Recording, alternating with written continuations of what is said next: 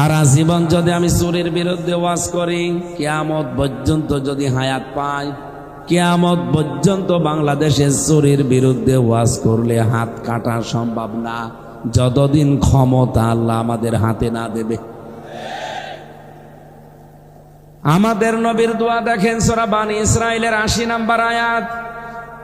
বিশ্ব নবী দোয়া করছেন, অকুর রব্বি আদখিলনি মুদখালা সিদকি ওয়া আখরিজনি মুখরাজা সিদকি ওয়াজআল লি মিন লাদুনকা সুলতানান নাসীরা।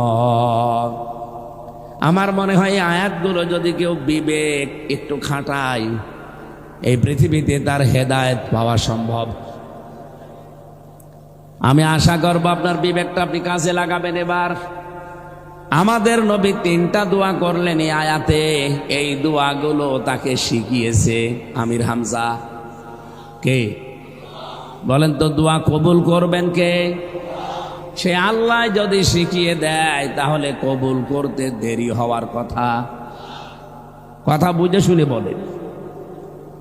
আমি প্রিন্সিপাল সাহেবের কাছে গেলাম, উনি আমাকে বলছে যে এইভাবে দরখাস্ত লেখো, এই দরখাস্তটা আমার কাছে জমা দিয়ে যাও।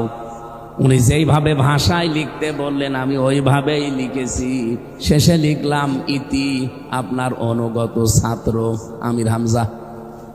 একেবারে যা লিখতে বলেছে 15 লাইন আমি তাই লিখেছি।